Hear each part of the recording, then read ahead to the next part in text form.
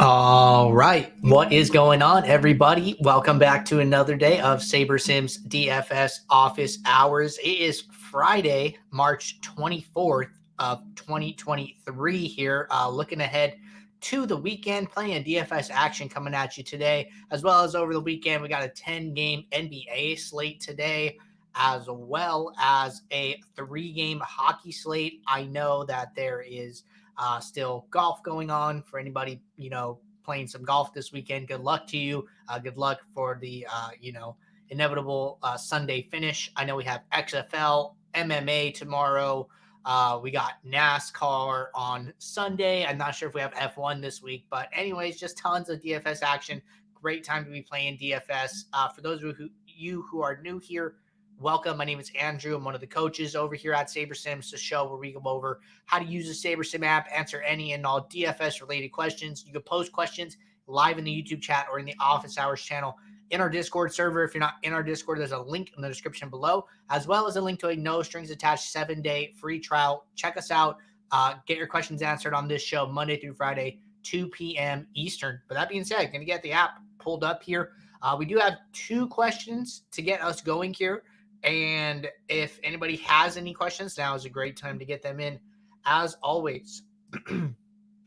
First question here from Simple Chef. Question says, hey, awesome people, have any of you figured out a way / formula to sort your lineups inside or out of Saber that maximizes your uniques but still keeps the best EV lineups? Not sure if that question even makes sense. Point is, I keep seeing winning lineups in the 5K pool that were built from my decisions on adjusted projections and ownership, but I can never get them to show up in my played lineups. I typically play several 20 max entries and sometimes max enter 150. Thanks in advance. So I think this is a good question. It does come up from time to time. So I think that, first and foremost, the more lineups you can play, the better, right? If you are playing, let's say, you're playing a handful of 20 maxes, right? So let's say that's like 5. So you're playing 5 20 max contests. That's 100 entries. And then let's say you are maxing the 50 cent mini max on DraftKings, right? So that's 250 entries total. Let's do the math right here. So 250 entries. And then you're playing, you're building a pool of 5,000, right? Hold on, I messed up my math. 250 divided by 5,000.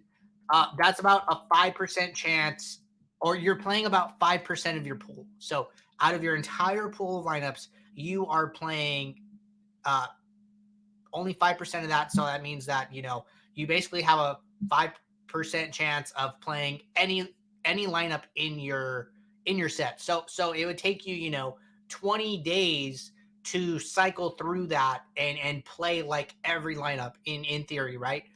You would have to play out every slate 20 times to eventually play every lineup in your pool, right? So the best thing that you can do is, if you have a strong pool, you have winning lineups in your pool, increase this number, right? Maybe you play, I'll tell you, they run the dime times all day. They are just constantly sitting there, reopening the dime times. Keep your ears to the ground. I know that they run multiple of the 50 cent mini maxes. So best thing you can do, play more entries, first and foremost, right?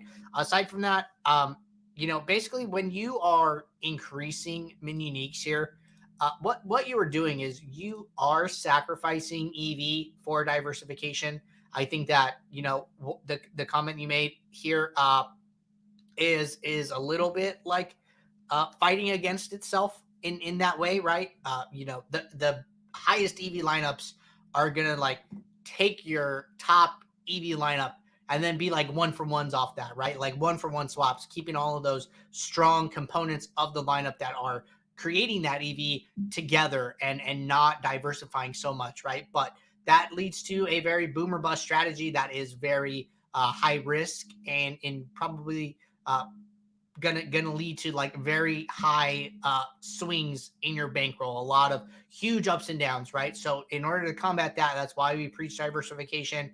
Gonna be a trade-off there for sure. We think that the trade-off that the benefit you get from diversification is worth the EV trade-off ultimately. So that is what we try to do here in the app. I am very positive that there are users and DFS players in the ecosystem, even in the SaberSim ecosystem, who are taking their pool of lineups, downloading it, and have processes outside of SaberSim that help them get to these decisions. I don't know what those processes are. I do all of my work inside of the app, so not the right person to talk about outside processes. But I know there are people who indeed do that. So I think posting it in the Discord, hoping somebody responds with some thoughts is probably the best option for you.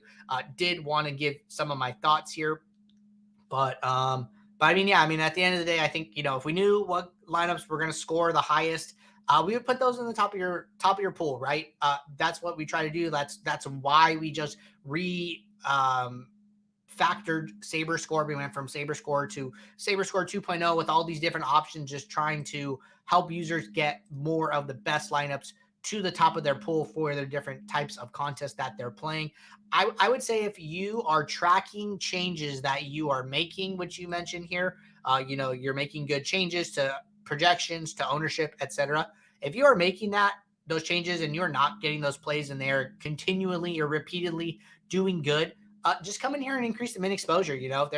Let's say that you boost somebody like Luka and then you're not getting to any Luka, like just come in here and add a min exposure, right? And get some lineups with Luka. We have these pool of lineups for a reason. It allows for flexibility. You don't have to play just the first top lineups that are generated. So I would just go and get to some of those pieces that you are looking for, especially if you have sound research and have continually been seeing good results with those players specifically. But good question. All right, next question from K Mason here. K Mason said, what are realistic ROI expectations if you're playing a wide range of contests with most of your entries coming in mid-sized contests? Looks like Shady responded here. And Shady said, this is almost entirely a function of the field you're playing against, and that mostly correlates with the stakes those entries are at, which I heavily agree with. And then K Mason followed up saying, I've changed my contest selection recently, and I'm only playing contests with less than 5K players. Everything for single entry 3 max and 20 max from the dime times up to the $5 single entry. Previously, I was playing the huge field and one and jukebox contests. Also playing satellites daily, mostly $1 and under, with some $3 mixed in right now. Since the beginning of the year, I have just over 10K entries with an ROI of 15%, and just wondering what's a realistic range. Shady said 15% is great, and then K Mason responded, thanks. For those of you who may not be aware, top DFS pro Utica was recently on an ETR interview podcast.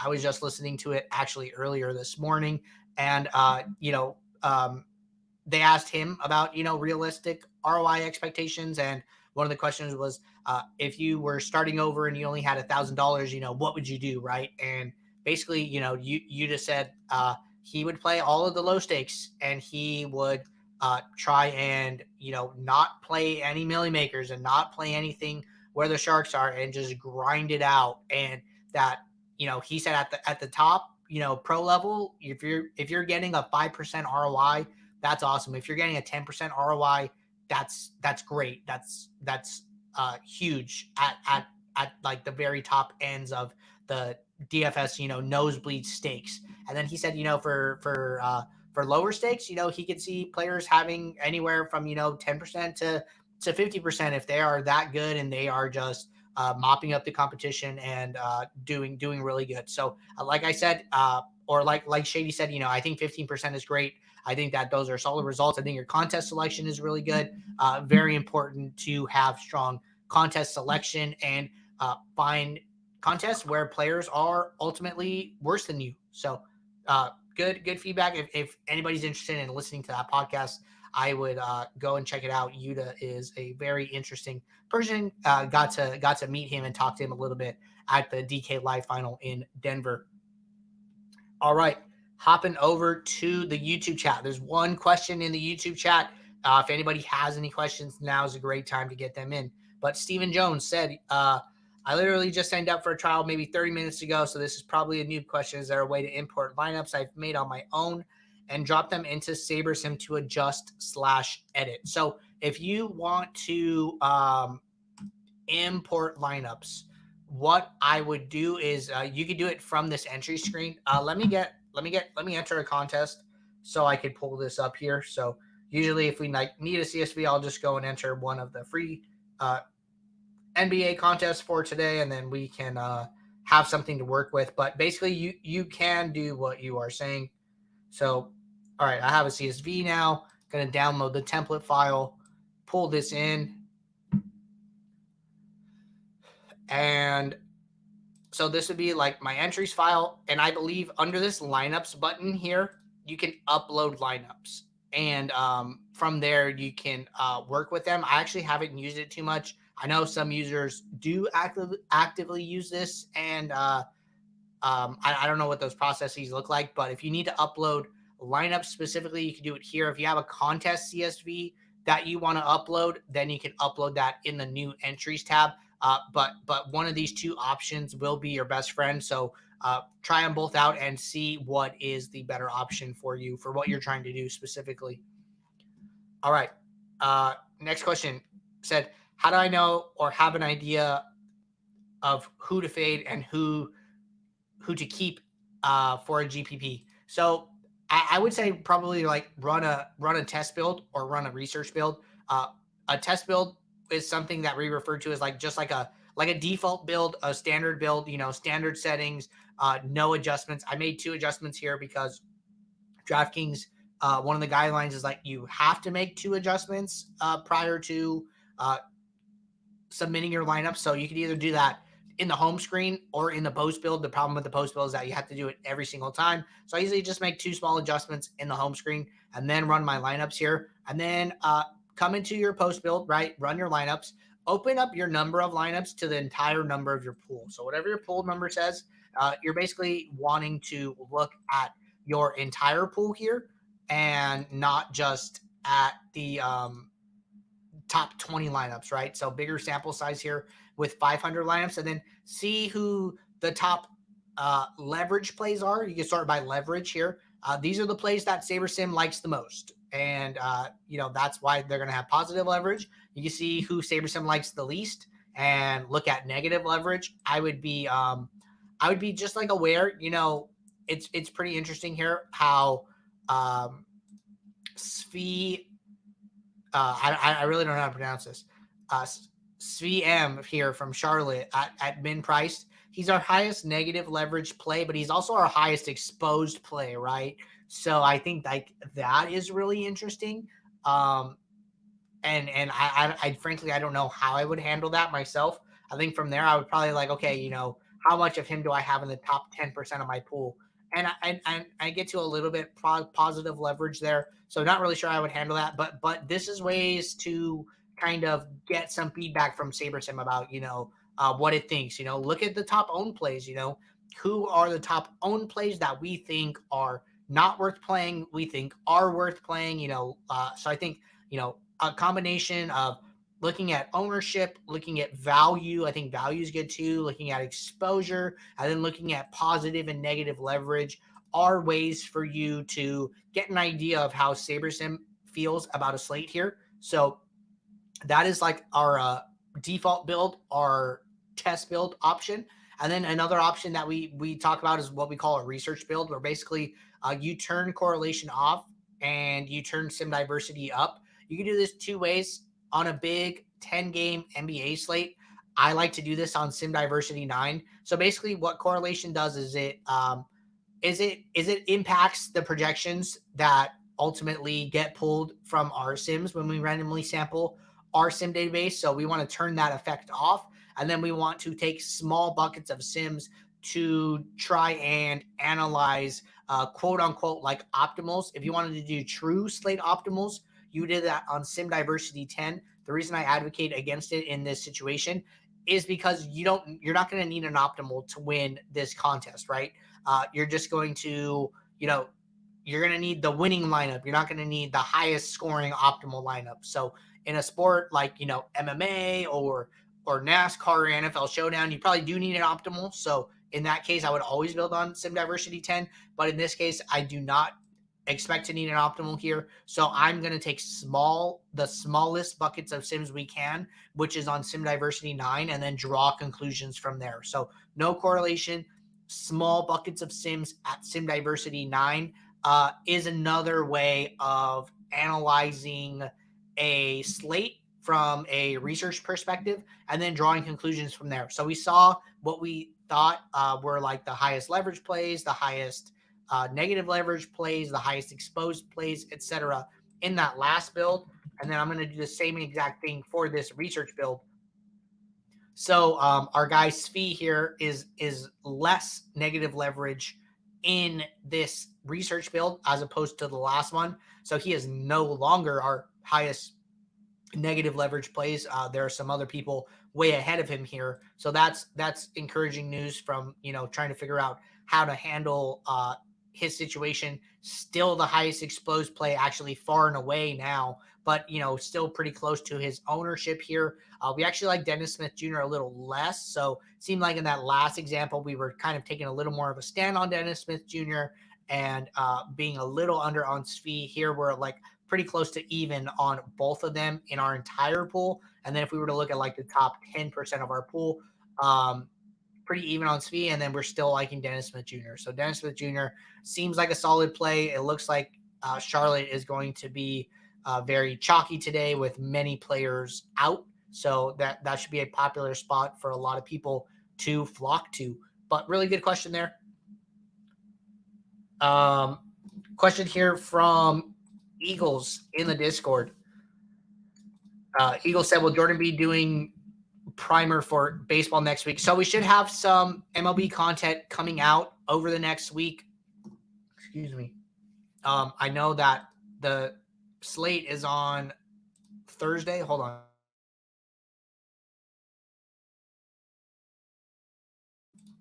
Excuse me. Had to sneeze there. I know that baseball starts next Thursday, March 30th. So should be a fun week leading up to it. We should have some baseball content out prior to that. So more news to come on that probably Monday. But I've been talking with the team internally, and that content is on the way. All right. A lot of good questions so far. Viewer count is up. What is going on, everybody? Those were our last questions. If anybody has any questions, now is a great time to get them in. I'm going to pull up the NBA injury report. Big 10-game slate. We're already seeing all of this Charlotte value. So it should be plenty to talk about while we wait for more questions to roll in here. So if anybody has any questions, get them in while we review the NBA injury report. Looking ahead here, some big names, questionable: Zach Collins, Devin Vassell. Spurs have been doing this like really weird thing lately where like they're like sitting half their team and then they have like another half play. So it's like some days Trey Jones and Devontae Graham are in, and then like the next game they're out, but then Keldon Johnson is in and then somebody else is out. It's been like a really weird dynamic with the Spurs. But there's a chance that, they're pretty healthy today overall. Graham, Johnson, Trey Jones, all in. Zach Collins being out would open up the door for somebody like Mamu to come in and play. And then Devin Vassell being questionable is also probably pretty important here. And then aside from that, Halliburton has continuously been sitting here. He opens up value on Indy every time he sits. So important news. This should all come out before lock here. Toronto, Scotty Barnes and Gary Trent both missed last game, I think, and Precious Achiuwa did as well to a lesser extent, but some important names to be aware of. I think Will Barton got the start and was super chalky at like 60% and then did not play well, got like 9 points. So be on the lookout for whatever happens in Toronto here. Scrolling down, Charlotte's probably the next big name here. Not a lot of questionables overall. I mean, it seems like most of their news is out at this point. Kelly Oubre is the only piece of news still remaining. We will see who is indeed out and who is in. But Kyrie and Tim Hardaway also important here. I was really surprised that Luka came back and played almost like 40 minutes last game. No kind of minutes limit or restriction. He was, first game back from like a pretty lengthy absence with his like thigh contusion. I also thought he had like an ankle injury for a little bit there. So usually like those lower body injuries, we'll see some like minutes management, some minutes limits, but Lucas seemed to be like pretty full go last game, and we could just check really quickly here and see how many minutes he did play. But it was like a tight game with Golden State. He played 41 minutes in his first game back, so he seems to be, no like they're not holding him back, they're not easing him back from injury, so he seems full go. So that's like an encouraging sign for playing him going forward. And then scrolling down in this late window, Joel Embiid, James Harden questionable. That's obviously huge. DeMar DeRozan questionable, another big name there. Nurkic, Eubanks and Watford usually like kind of share responsibilities when he's out, but haven't been like super huge producers. They split a lot of time. And then Shai being questionable is big. I saw like a quote that Shai said he could play Friday. It's kind of up to the coaches to determine, if they indeed want to let him play or not. But I would be keeping a lot of this late news in mind here. It's a big slate. There are a lot of games here. All these games are on like the later half of the slate. We had the Charlotte Dallas stuff. We had the Philly stuff. We have DeMar DeRozan, we have Nurkic, we have Shai. So that's all kind of in the back half of the slate here. So try and keep those things in mind. Hopefully some of that news comes out prior to lock. Hopefully some of it doesn't. And, it looks like Damian Lillard just got ruled questionable and Nurkic just got ruled doubtful here. So now Lillard is questionable. Even more reason to keep late swap in mind as the day goes on here. So going to be a really interesting slate. Actually taking it off, got things to do, and I'm not going to be able to optimize for this late swap stuff, unfortunately. But I think that's a great example. If you're busy, you're not going to be around. You're not going to be able to pay attention to the news, take advantage of those opportunities. Probably best to just take a slate off. Maybe try and play one of like the turbo slates if they have it. They have this 7:30 and 8:30 turbo slates. Maybe skip the main, skip the night, and just play some turbos. Play some showdowns. There's always a lot of options, a lot of different ways you can go. It is totally okay to take nights off. All right, scrolling through here, looking for out players. Beal and Kuzma, I believe, were out last game, so nothing new particularly there. Detroit guys have been out. Milwaukee, not any like huge names. Middleton's out. I think Middleton has been out. Oh, Markkanen's out today. So this is one I was not aware of. So Clarkson's still out. Markkanen is out. Sexton is out. Utah was like a big value spot last time this happened. I think 2 games ago for Utah. So be on the lookout for like some Utah value. Ayton has been out. Jeremy Grant's been out. Anthony Simons has been out here. And then it looks like Terry Rozier, doubtful, probably not going to play here.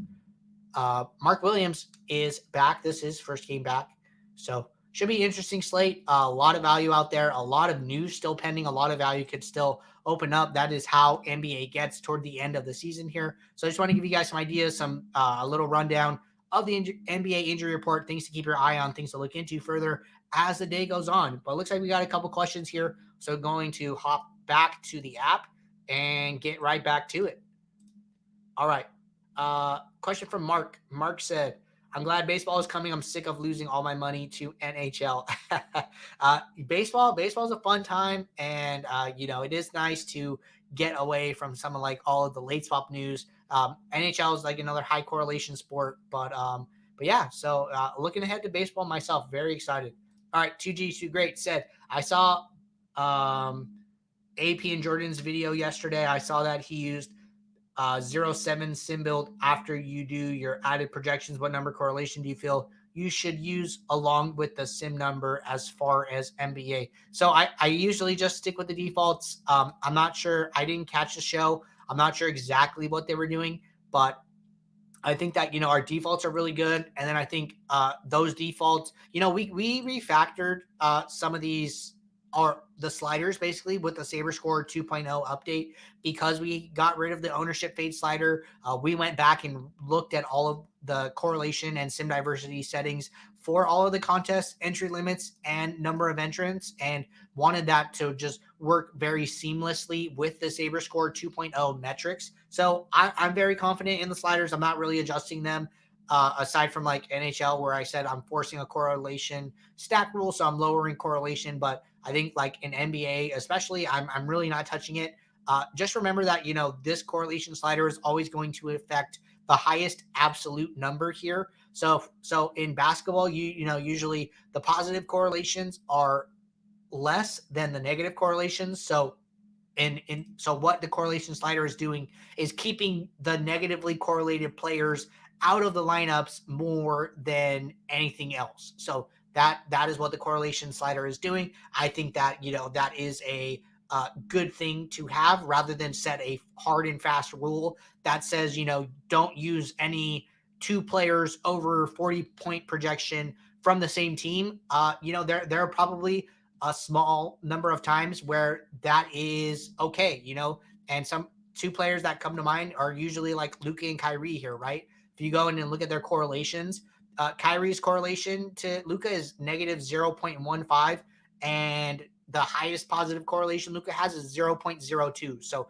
they are just very negatively correlated, and that is being captured in the sim here. And what we are doing when this correlation slider is active is basically taxing the times where they are in a lineup together and keeping those times apart. But there are going to be sims where they overcome that negative correlation and they both get there, right? And that's going to be a small number of times. But by allowing the correlation slider to handle that, you're allowing for some of the nuance, for some of the exceptions to the rule. So that is why I do not like setting those hard and fast rules and letting those times come up as they come up in the sims. But good question there.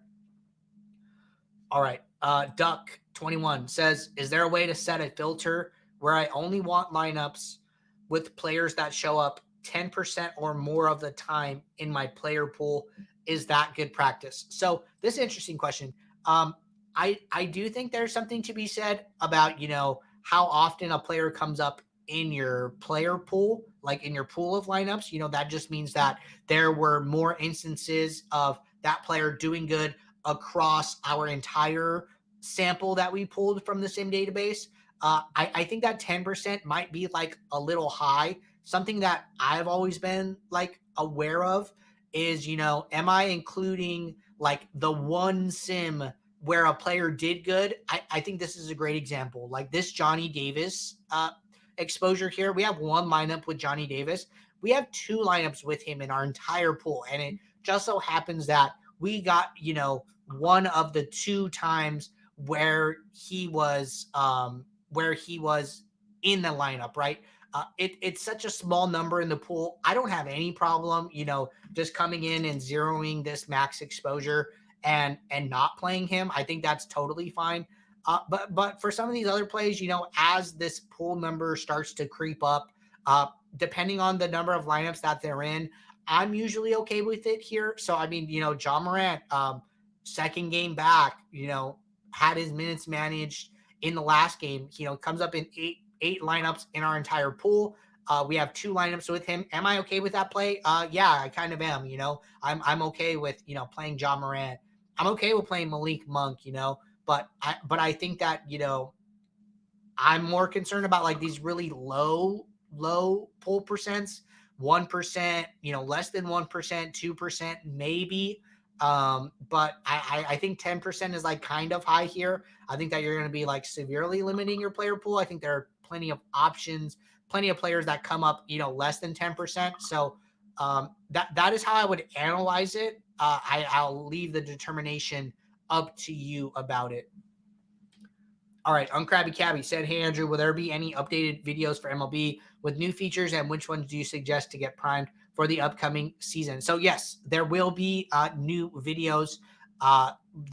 we should have something out early next week, is my understanding. Definitely before Thursday. So be on the lookout for it. I know that Jordan is working hard behind the scenes and should have something good for you guys. He always does. All right, 2G2 Great said they ran a 0-1 to see how everyone lines will look with a basic optimizer and then see what a player are showing up the most. And then they ran a 0-7 build after they changed the projections to certain players. Okay, got it. So yeah, so basically what they are trying to do is, when SaberSim is on 0-0 settings, what we are doing is we are now not bucketing the sims. We are using the average mean projection from a player across a group of sim, across the entire sim database here. So, Luca's projection when we go to build at 0-0 settings is indeed 56.89, what you see here in the app. That is basically what they're trying to do. They're trying to mimic a traditional optimizer that is optimizing based on the mean projection, as opposed to sampling the sims and taking random buckets. So I do know the premise. I do know what they're trying to do there. I think it's intuitive. I think it makes a lot of sense. You'll be able to see how players fit into lineups from like a point per dollar value, right? Sometimes you're going to see these like like they're not huge value, but there's some value, but they just fit into lineups really well, and they make the lineups work really well from a projected score point of view. So that's what they're trying to do. They're trying to get some insight into the field, and then they're trying to compare that to what SaberSim is doing on the other side. So that is kind of the premise there. I think it can make some sense. So if you're interested in running like a cash build as a research metric or mechanism, I don't see anything wrong with that at all. Duck said, very good advice. Thank you very much. Today, we have a lot of injury news for games after lock. What is the best practice for limiting my exposure on the early games so I get swapped to later value? This is a really good question. So honestly, the best thing to do, this is a great time to take advantage of rules. What I would do is I would set some type of rule here to just use so many players from like the last game of the night just as placeholders, basically. So what I would do is do like a group automatic rule and then say, use at least we'll say at least 4. So at least half of your lineup is saved. And then I'm going to group by game here. And then I am just going to save this as a manual rule. So it's going to create 10 rules for 10 games. And then what I would do is I would just go in and uncheck all these other ones. There's probably different ways to do this, but this is just one way that I could think of really quickly here. So basically what I'm saying is use at least 4 or more players from the OKC Lakers game. Best practice is probably just pick the latest game of the night and let that game, be where all of your salary and all of your positions are saved. We are going to naturally use players in later games in your utility spots, your guard spots, your flex spots, or your forward spots. So it will also save, players in like those positions as well. So I would just set a rule like this and then build your lineups accordingly, make any adjustments. And then as the news comes out, as the slate goes on, you could do 2 things, right? So like say at this 4 o'clock window, you leave the rule on. The 4:30 window, you leave the rule on. You get some news here, right? But there's still some news pending. Maybe you drop this to like 3, right? And then you come in and you adjust this rule, and then you say use at least 3. One note on that: once you change the metrics of the rule, it will not automatically change the name. So you would have to like go in here and change the name, or just know that the rule is different than the name at that point. But then I would just go in and adjust the rule, and then, all the news comes out, great. And then I delete the rule, and then I build my lineups from there. So I would just make a rule, pay attention to news, and then adjust the rule as the night goes on, and then as more information comes out for your late swaps. All right, jumping back to Discord here. Question from Jay Clement. And question says, Andrew, with baseball coming up, I know earlier in the week you showed how to set a rule to put individual players only in a stack, but is there a way to put all hitters from a specific team into only stacks? I ask because When weather is questionable or risky, I don't mind taking a chance on stacking that team, but don't want any of them as one-offs. Okay, this is a good question. Yes, I believe I do know how to do this. We ran our initial projections for MLB, just so everybody knows, a little announcement here for you guys. We are working on getting some of this out. So if you go to next Thursday and you have to change the date, right? So I'm changing the date here. It should pull up the main slate once I get to this screen. And boom, we have some initial projections. We don't have ownership. These projections are subject to change. You know, these are not final, but these are up in the app. It's something we wanted to do, get an initial set out for people to start messing around and having some fun here. So what I would do is I would say, okay, let's just pick a team. We will pick Chicago. So we're going to pick the Cubs here. So then let's say, you know, the weather is murky. We're not really sure, you know, if they're going to play or not. What do we want to do, right? So what I would say is do a group rule. And then I would say if at least one, and then I would check in all of the players that are position players from Chicago. I don't know if you could do this as an automatic rule. We will try, but I did want to try this.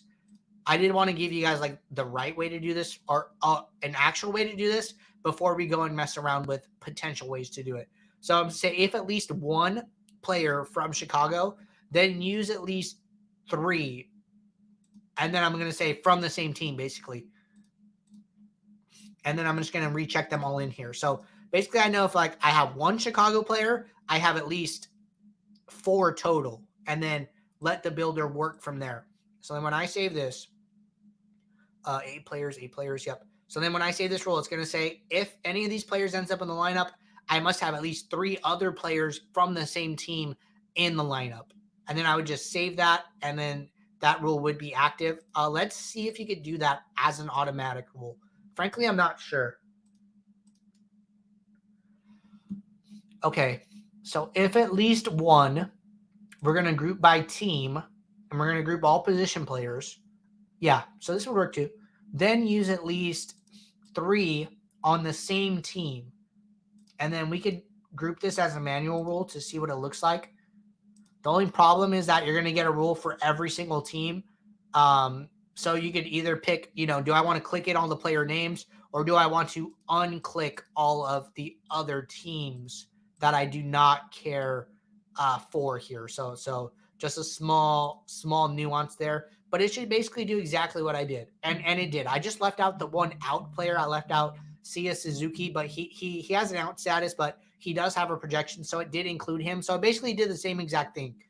The great way about doing it this way is that, you know, you're probably going to want to have that rule for both teams in the game. So then this will automatically create that, and then you just come in here and then you uncheck all of these other teams not in that game. But that is how you would write that rule. I do think that rule makes some sense. And then if the game does get canceled, gives you a lot more optionality as opposed to having some random 3,500 hitter only in one position slot in a lineup, and then you don't have a lot of other places to go from there. So good question, Jay Clement. All right, next question from 2G2 Great. Said, thanks like always. You got through with good knowledge for the app. Do you feel like since there are so many injuries, should you boost projections for the backup players filling in for the starters? I think that's a viable option. I think that, you know, if you want to optimize for late swap, one thing that you can do is say like, hey, you know, I'm going to optimize for a situation where Damian Lillard is indeed out, and I'm going to put him to zero projection here. I'm going to boost some of these other guys in his stead, and just let the builder know like, hey, this is a construction that we might want. So make sure that you build the best pieces around that. The only problem with that is if he's ultimately ruled in, you might have a hard time swapping this late in the night, depending on how many games are left to be played. So I think that way makes some sense. I think that, you know, if you're trying to maximize late swap potential and late swap upside, I like that approach. I just think that approach can leave you kind of twiddling your thumbs if the news doesn't break your way, and then you have a bunch of lineups optimized for a scenario that never ultimately came to fruition. So be a little careful with it, but I do think that that option has a lot of merit. All right, a lot of good questions today, everybody. Looks like we are all caught up now. We will be right back on Monday, March 27th for our next show. If you guys are building lineups over the weekend, question pops in your head, drop it in the office hours channel. Let it sit there until Monday. If I see it over the weekend, I'll try and get you guys an answer for all your contests that you're playing over the weekend. But at least that even if I get you an answer, we can circle back to it on Monday, get a little Q&A out for everybody to hear, and hopefully help out somebody else's DFS process. But 2G2 Great said, thanks, my guy. Thank you guys for answering questions, tuning into the show. Good luck in all your contests over the weekend. And until Monday, I will see you. Take care.